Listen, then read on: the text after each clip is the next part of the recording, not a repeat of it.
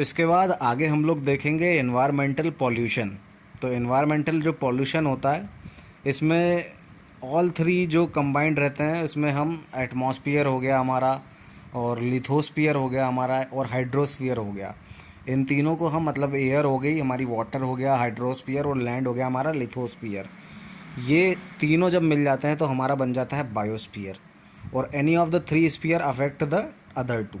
अगर एटमॉस्फियर और हाइड्रोस्फीयर में कुछ होगा तो लिथोस्फीयर पे असर पड़ेगा, एटमॉस्फियर और लिथोस्फीयर में होगा तो हाइड्रोस्फीयर पे असर पड़ेगा, और हाइड्रोस्फीयर और लिथोस्फीयर में होगा तो एटमॉस्फियर पे असर पड़ेगा।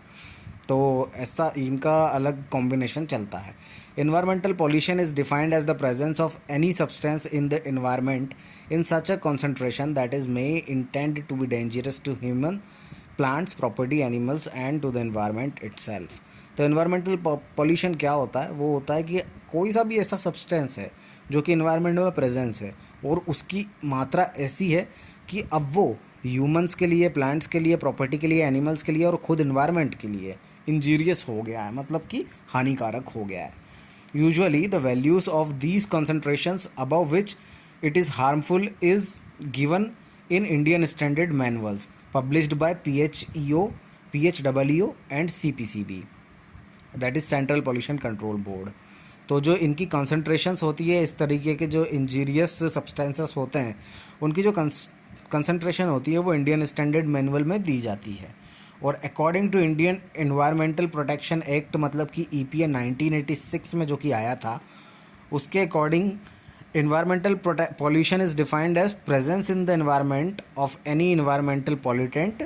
environmental pollutant can be defined, मतलब अगर कोई भी environment में environmental pollutant है तो वो हो जाएगा environmental pollution। उसको इस तरीके से डिफाइन किया था कि environmental pollutant अगर environment में है तो environmental pollution हो चुका है। इसके बाद environmental pollutant can be defined as solid, liquid और gaseous substance present in such concentration which is injurious to health। तो इन्वायरमेंटल पॉल्यूटेंट को किस तरीके से डिफाइन किया गया था कि कोई भी सॉलिड, लिक्विड या गैस जो सब्सटेंस है और अगर वो इतनी मात्रा में, इतनी कंसंट्रेशन में प्रेजेंट है कि वो हमारे इन्वायरमेंट को इंजीरियस के लिए इंजीरियस है, हानिकारक है, तो उसको हम इन्वायरमेंटल पॉल्यूटेंट बोलेंगे। तो अब इन्वायरमेंटल पॉल्यूशन जो होता है वो 4 टाइप का होता है: एयर, वाटर, नॉइज़ और सॉइल। तो देखते हैं इनको एक एक करके। वाटर पॉल्यूशन जो होता है, water plays a dynamic role in maintenance of all life forms. It helps in movement and circulation of nutrients in the soil. तो जो पानी होता है, पानी की इम्पोर्टेंस हम सभी को पता है कि कितना ज़्यादा डायनामिक और कितना ज़्यादा मतलब रोल प्ले करता है हमारे जीवन के लिए, कितना ज़्यादा इम्पॉर्टेंट है। और जो हमारी मिट्टी है उसको न्यूट्रिएंट भी पानी की मदद से ही मिलते हैं। The Water Pollution and Prevention Act in 1974 defined water pollution as such contamination of water or such alteration of physical, chemical or biological property of water or such discharge of any sewage or trade effluent or any other liquid, gaseous or solid substance into water is may or is likely to create nuisance or render such water harmful or injurious to public health or safety to domestic, commercial, industrial, agricultural or to the life and health of animals, plants और aquatic organisms। तो ये पूरी जो definition जो दी गई थी, ये pollution और प्रिवेंटेशन एक्ट जो आया था 1974 में, उसमें दी गई थी कि वाटर पॉल्यूशन क्या होता है। तो ऐसा कोई कंटेमिनेशन जो कि फिजिकल हो, केमिकल हो या बायोलॉजिकल हो, और वो इन वाटर की इन प्रॉपर्टीज़ को चेंज कर रहा हो। और इस तरीके से जो हमारा मतलब वो चेंज क्यों होती है, जब हम सीवेज होता है या हमारा जो ट्रेड एफ्लुएंट होता है, जो एफ्लुएंट जो हमारी इंडस्ट्रीज से निकलता है या किसी भी दूसरे तरीके के लिक्विड, सॉलिड या गैसियस फॉर्म में अगर उस पानी को छोड़ा जा रहा है, अगर इस कंटेमिनेशन को छोड़ा जा रहा है और उसके कारण जो हमारा जो पानी है वो हार्मफुल बन रहा है और पब्लिक हेल्थ के लिए काफ़ी ज़्यादा इंजूरियस हो रहा है, और हमारे जो डोमेस्टिक पर्पस है उसकी सेफ्टी के साथ दिक्कत आ रही है, या कमर्शियल पर्पस के लिए जो हम पानी यूज़ करते हैं उसकी सेफ्टी के लिए साथ दिक्कत आ रही है, या एग्रीकल्चर या इंडस्ट्रियल किसी भी तरीके से पानी को अगर कोई भी चीज़ कंटेमिनेट कर रही है, और हमारे जो एनिमल्स हो गए, प्लांट्स हो गए, या हमारे एक्वेटिक जो पानी में रहने वाले जीव हो गए, उनके लिए, किन्हीं के लिए भी अगर कुछ कहीं से भी कोई भी दिक्कत आ रही है तो that is will come under the umbrella of definition of A water pollution. उसके बाद हमारे जो वाटर पॉल्यूटेंट होते हैं वो फिजिकल भी हो सकते हैं, केमिकल भी हो सकते हैं और बायोलॉजिकल भी हो सकते हैं। फिजिकल पॉल्यूटेंट कौन से हो जाएंगे? फिजिकल पॉल्यूटेंट वो हो जाएंगे जिनको कि सेंस किया जा सके, फील किया जा सके, हमारे जो भी सेंसेस हैं उनके द्वारा। तो सस्पेंडेड सॉलिड हो गए, ये हम इनको फील कर सकते हैं, इनको देख सकते हैं, है ना। फिर कलर हो गया, कलर को हम देख सकते हैं, जो कलर कॉजिंग एजेंट जो होते हैं जो कलर बदल देते हैं उसको हम देख सकते हैं। तो ये फिजिकल पॉल्यूटेंट हो गए। उसके बाद जो केमिकल पॉल्यूटेंट हो गए वो ऐसे पॉल्यूटेंट होते हैं which can be determined by conducting lab और इंस्टीट्यूट टेस्ट। तो अगर लैब और इंस्टीट्यूट टेस्ट या ऑन साइट जो टेस्ट होते हैं उनके द्वारा अगर हम उनको डिटरमाइन कर पा रहे हैं तो वो होते हैं केमिकल पॉल्यूटेंट। जैसे ऑयल हो गया, फेट हो गया, ग्रीस हो गया, ऑर्गेनिक मैटर हो गया, ये सारे हम लैब और इंस्टीट्यूट टेस्ट के द्वारा निकाल सकते हैं। तो इसलिए ये कहलाते हैं हमारे केमिकल पॉल्यूटेंट। उसके बाद बायोलॉजिकल पॉल्यूटेंट कौन से होते हैं? तो वो होते हैं जिनको कि लैब टेस्ट के द्वारा डिटरमाइन किया जा सकता है। जैसे पैथोजेनिक बैक्टीरिया हो गया, वायरस हो गया, वॉर्म्स हो गए, ये सब हमारे बायोलॉजिकल पॉल्यूटेंट में आते हैं। उसके बाद वाटर जो पॉल्यूशन होता है वो कुछ प्रकार का हो सकता है। सरफेस वाटर पॉल्यूशन हो सकता है वो। तो सरफेस वाटर पॉल्यूशन क्या होता है? Pollution of surface fresh water bodies like lakes, ponds और रिवर्स। तो जो तालाब होते हैं हमारे, जो पॉन्ड्स होते हैं और जो रिवर होती है हमारी, उसमें अगर जो फ्रेश वाटर बॉडीज़ हैं ये, और अगर ये पॉल्यूट हो जाती हैं तो उसको बोलते हैं हम सरफेस वाटर पॉल्यूशन। और दूसरा पॉल्यूशन होता है वो होता है अंडरग्राउंड वाटर और सब सरफेस पॉल्यूशन बोलते हैं इसको। अब ये pollution of underground fresh water जो होता है, जो हमारे नीचे जो पानी रहता है एक्वीफर के अंदर, वो एक्वीफर का पानी अगर हमारा फ्रेश वाटर, अगर वहाँ का अंडरग्राउंड वाटर अगर पॉल्यूट हो जाता है तो उसको हम बोलेंगे वाटर अंडरग्राउंड वाटर या फिर सब सरफेस पॉल्यूशन। उसके बाद नेक्स्ट आ जाता है हमारा एक इम्पॉर्टेंट नोट, देख लेते हैं कि क्या होता है एक्वीफर और क्या नहीं होता है एक्वीफर। तो इसको देखने के लिए आप समझ सकते हैं कि there are 4 types of geological formation. 4 तरीके के जियोलॉजिकल फॉर्मेशन होते हैं। एक्वीफर होता है एक, एक्विक्लूड होता है एक, एक्विटार्ड होता है एक, और एक्वीफ्यूज होता है एक। तो हम यहाँ पे देखेंगे कि आर का मतलब हो जाएगा रिटेंशन और वाई का मतलब हो जाएगा यील्ड। यील्ड मतलब होता है डिस्चार्ज। तो जिसका रिटेंशन मतलब पानी जिसमें रुक सकता है, और यील्ड मतलब पानी जो दे सकता है। तो एक्वीफर जो होता है उसका रिटेंशन जो रहता है वो अच्छा रहता है, और उसकी यील्ड भी रहती है वो भी अच्छी रहती है। उसके एग्जांपल देख लें तो फाइन सैंड और कोर्स सिल्ट। इसके बाद एक्वीक्लूड जो होता है उसका रिटेंशन जो रहता है वो सबसे ज़्यादा अच्छा रहता है, हाईएस्ट रहता है, पर इसकी यील्ड जो रहती है वो बहुत नेग्लिजिबल रहती है। मतलब इससे हम पानी निकाल नहीं सकते, इससे डिस्चार्ज ये नहीं देती हमको क्ले, और इसका एग्जाम्पल हो जाता है क्ले। और इसके बाद जो एक्विटार्ड होता है इसका भी रिटेंशन हाई होता है, लेकिन इसकी यील्ड जो रहती है बहुत ही कम रहती है, लेस रहती है। इसके एग्जांपल है सैंडीज क्ले और सिल्टी क्ले। और उसके बाद एक्वीफ्यूज होता है जो हमारा, वो ना तो उसमें गुड रिटेंशन होता है और ना ही उसमें अच्छा डिस्चार्ज होता है, यानी कि यील्ड होती है। और इसका एग्जांपल है रॉक्स या ग्रेनाइट या मार्बल। ये सारे एग्जांपल हो जाते हैं हमारे एक्वीफ्यूज के, क्योंकि इनमें ना तो हम पानी रुकता है, इनके अंदर रिटेन होता है, ना ही हम इनसे पानी निकाल सकते हैं।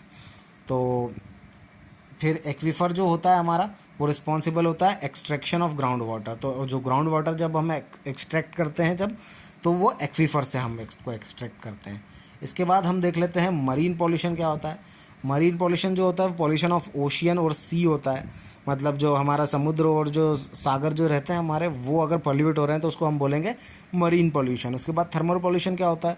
Pollution due to discharge of warm water from thermal power plants and industries which make living organisms uncomfortable। तो उस थर्मल पॉल्यूशन हमारा होता है कि जब हम थर्मल पावर प्लांट से जब हम गर्म पानी एकदम जब डिस्चार्ज करते हैं फ्रेश वाटर में या बहती नदी में, तो क्या होता है कि उसके अंदर जो रहने वाले लिविंग ऑर्गेनिजम्स होते हैं वो काफ़ी ज़्यादा अनकंफर्टेबल हो जाते हैं, उनकी जीने मरने की स्थिति आ जाती है। तो वो स्थिति जब डेवलप हो जाती है तो उसको हम बोलते हैं थर्मल पॉल्यूशन। उसके बाद वाटर पॉल्यूशन जो रहता है वो बेस्ड रहता है एरिया पे और सोर्स पे। मतलब किस एरिया में वो वाटर पॉल्यूशन हो रहा है वहाँ पे, और कहाँ से, किस सोर्स से पॉल्यूशन हो रहा है, उस पर डिपेंड करता है। तो अर्बन वाटर पॉल्यूशन हो जाता है जो कि अर्बन एक्टिविटीज़ से होगा। रूरल वाटर पॉल्यूशन होगा जो रूरल एक्टिविटीज़ से होगा। इंडस्ट्रियल वाटर पॉल्यूशन होगा जो कि इंडस्ट्रियल एक्टिविटीज़ से होगा। रेडिएशन पॉल्यूशन होगा जो कि रेडियो एक्टिव अगर कुछ सब्सटेंस है आसपास तो उसके कारण होगा। उसके बाद हम टाइप्स ऑफ पॉल्यूटेंट्स देख लेते हैं। Based on the source of genesis pollutants can be defined on the following types. तो जेनेसिस के बेस पे हम पॉल्यूटेंट्स को डिफाइन करेंगे। तो नेचुरल पॉल्यूटेंट्स होते हैं कुछ pollutants which have their sources are natural, जिनके सोर्सेस नेचुरल हैं उनको हम नेचुरल पॉल्यूटेंट्स बोलते हैं।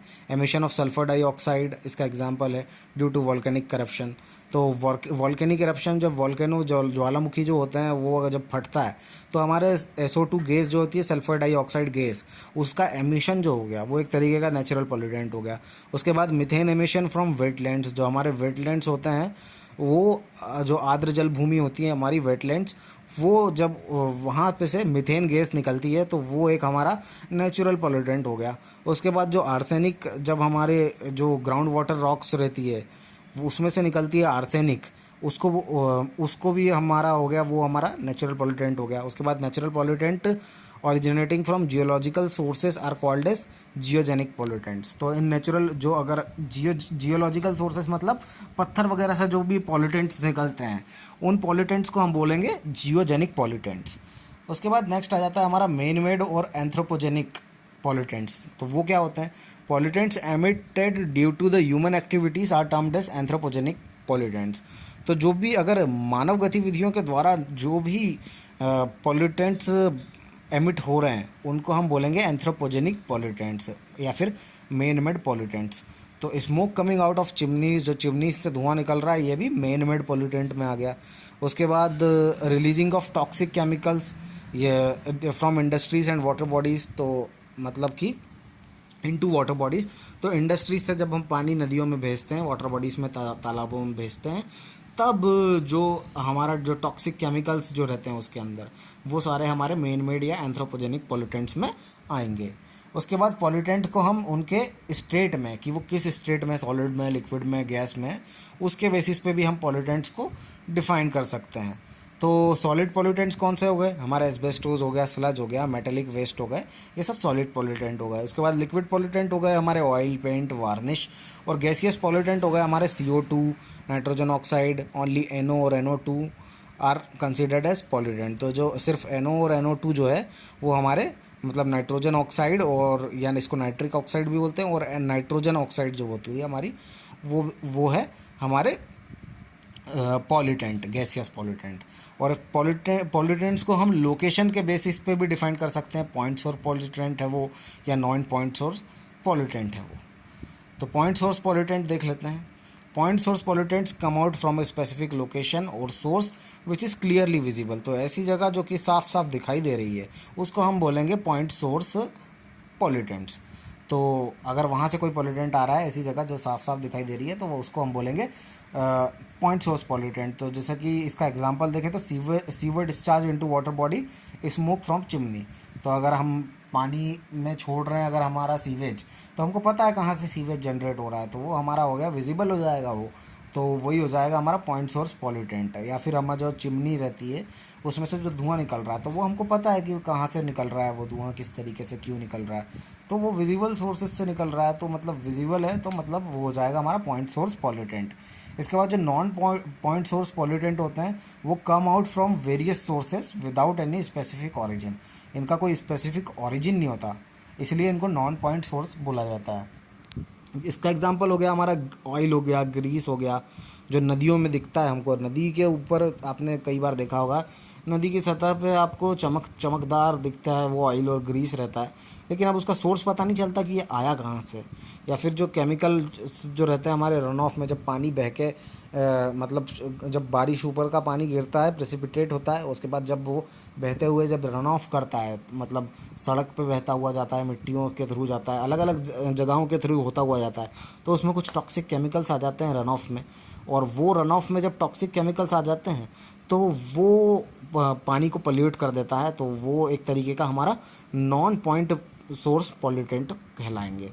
उसके बाद जो नॉन पॉइंट दूसरे जो हमारे सोर्स पॉल्यूटेंट हैं वो हो गए हमारे सेडिमेंट्स फ्रॉम कंस्ट्रक्शन साइट्स। जो हमारी कंस्ट्रक्शन साइट्स होती हैं वहाँ से जो सेडिमेंट्स, जो टुकड़े सीमेंट वगैरह वगैरह के जो भी निकलते हैं या मतलब पॉल्यूटेंट ही रहते हैं वो एक तरीके से। उसके बाद salt from irrigation practices and other agriculture discharges. तो जब भी हम इरिगेशन प्रैक्टिस करते हैं, जब पानी छोड़ते हैं तो वहाँ से उसमें क्या होता है कि सॉल्ट्स वगैरह कुछ ना कुछ एसिडिक चीज़ें मतलब उत्पन्न होती हैं, और उन सॉल्ट्स को एग्रीकल्चर डिस्चार्जेस जो वगैरह जो रहते हैं उसके कारण जो हमारे सॉल्ट रहते हैं वो भी आ जाते हैं हमारे नॉन पॉइंट सोर्स पॉल्यूटेंट्स में। उसके बाद जो पेस्टिसाइजर्स होते हैं, फर्टिलाइजर्स होते हैं, फील्ड पे अप्लाई करते हैं हम, वो सारे नॉन पॉइंट सोर्स पॉल्यूटेंट के में आ जाते हैं। उसके बाद नॉन सरफेस रन ऑफ जो रहता है जिसके अंदर इम्प्योरिटीज़ होती है, वो भी हमारा non point source service pollutants में आ जाता है।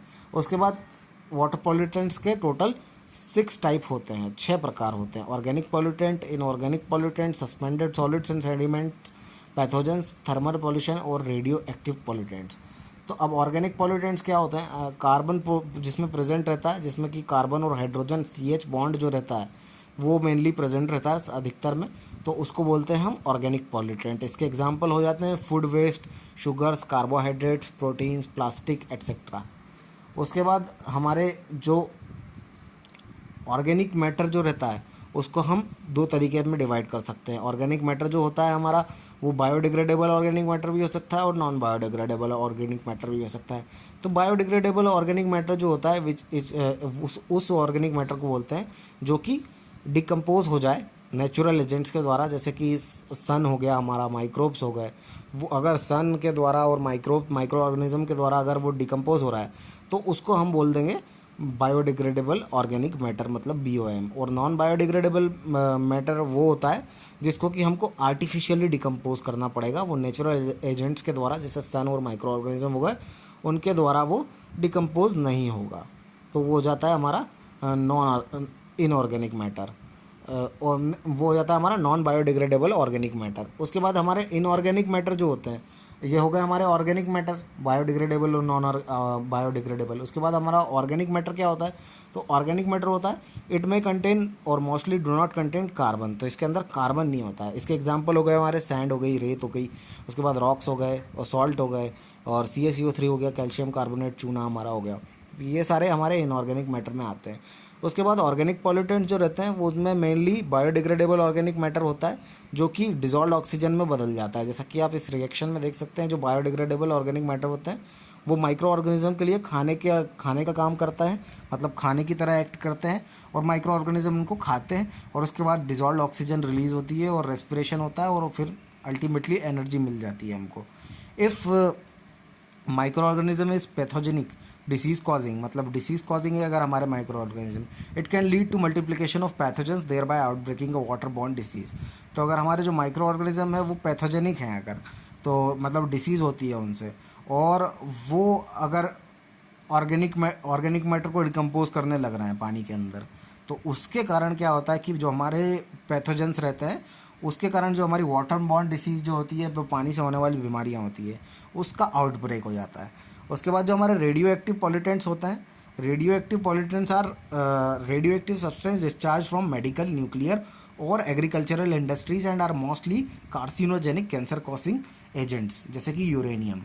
तो रेडियो एक्टिव हमारे जो पॉल्यूटेंट्स होते हैं ये मेडिकल क्षेत्र से जो वेस्ट आता है उसको हम जब डिस्चार्ज करते हैं नदियों में, या न्यूक्लियर डिस्चार्ज करेंगे, या एग्रीकल्चरल इंडस्ट्रीज से जो पेस्टिसाइड्स और फर्टिलाइजर्स जो होते हैं वो जो ये मोस्टली रेडियो एक्टिव जो पॉल्यूटेंट होते हैं ये सारे कार्सिनोजेनिक होते हैं। कार्सिनोजेनिक मतलब कैंसर कॉज होता है, इनके कारण कैंसर हो सकता है। उसका एग्जाम्पल देखें तो वो हो जाएगा यूरेनियम।